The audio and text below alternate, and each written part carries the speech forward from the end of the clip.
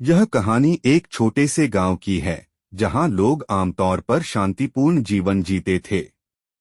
यह गांव एक जंगल के पास बसा हुआ था जिसे लोग भूतिया जंगल के नाम से जानते थे।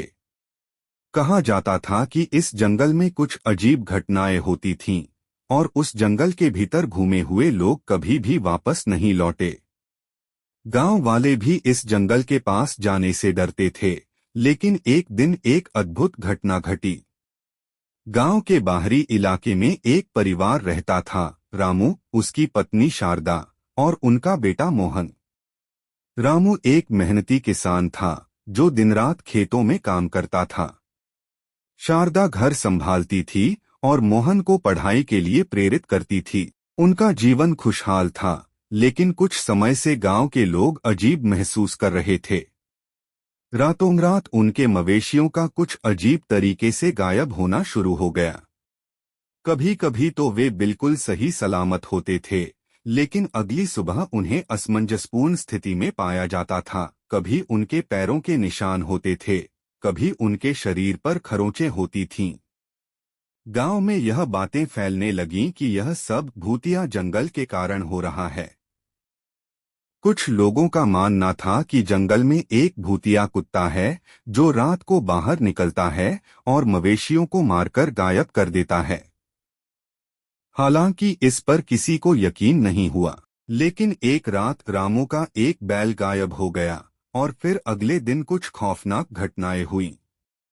रामू और शारदा अपने बैल के बारे में जानने के लिए जंगल में गए। उन्होंने सुबह सुबह जंगल में एक अजीब आवाज सुनी जो कुत्ते की भौंकने की तरह थी, लेकिन वह आवाज कुछ और ही थी, जैसे कि कोई इंसान और कुत्ता दोनों मिलकर कुछ अजीब कर रहे हों। जब वे आवाज की दिशा में बढ़े तो उन्होंने देखा कि वहां एक बड़ा कुत्ता खड़ा था, लेकिन उसका शरीर बिल्कुल सामान्य नहीं था। उसकी आंखें पूरी तरह से लाल थीं और उसका शरीर खून से सना हुआ था। उस कुत्ते की दहशत से पूरे जंगल में सन्नाटा छा गया।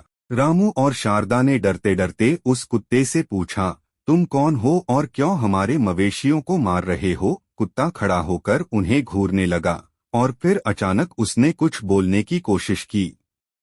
उसका मुंह खोलते हुए आवाज आई, मैं वह कुत्ता नहीं हूँ जो तुम समझते हो। शारदा और रामू यह सुनकर चौंक गए। अचानक ही वह कुत्ता जंगल की घनी झाड़ियों में गायब हो गया। रामू और शारदा डर के मारे गांव लौट आए। वे इस कुत्ते को लेकर बहुत उलझन में थे। वे सोचने लगे कि आखिर यह कुत्ता क्या था और क्यों वह इस तरह के भयावह कृत्य कर रहा था। कुछ दिन बाद मोहन की तबीयत खराब हो गई और वह घर में बिस्तर पर पड़ा था।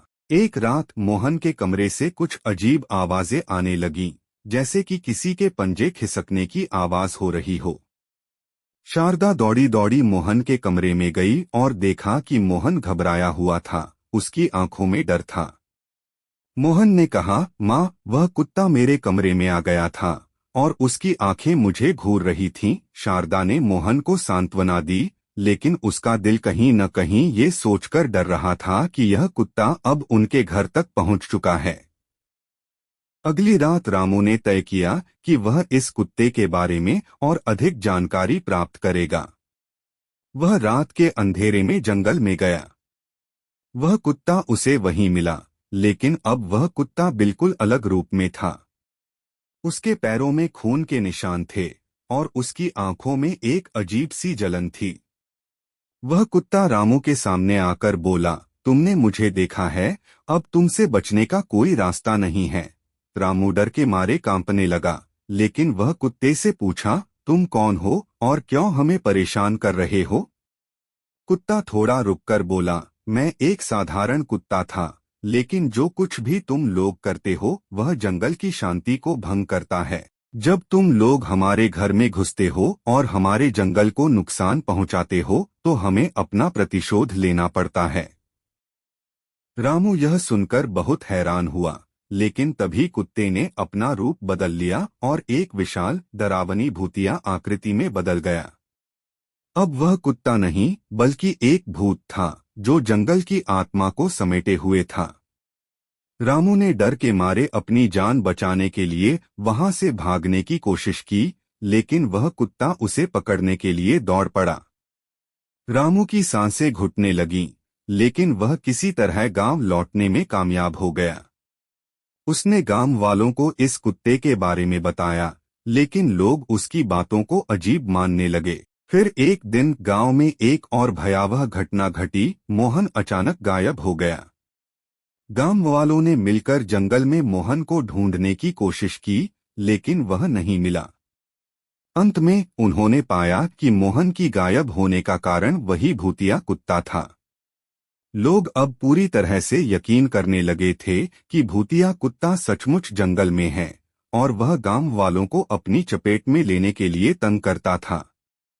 रामू और शारदा ने अपनी पूरी जिंदगी को इस भूतिया कुत्ते से बचने में लगा दिया, लेकिन कुत्ता उन्हें कभी भी चैन से नहीं जीने देता था। यह कहानी एक चेतावनी है, कभी भी किसी जगह के खतरों को हल्के में न लें, क्योंकि हर जंगल, हर अजनबी रास्ता और हर पुरानी कहानी अपने अंदर एक गहरी सच्चाई छुपाए रखती है।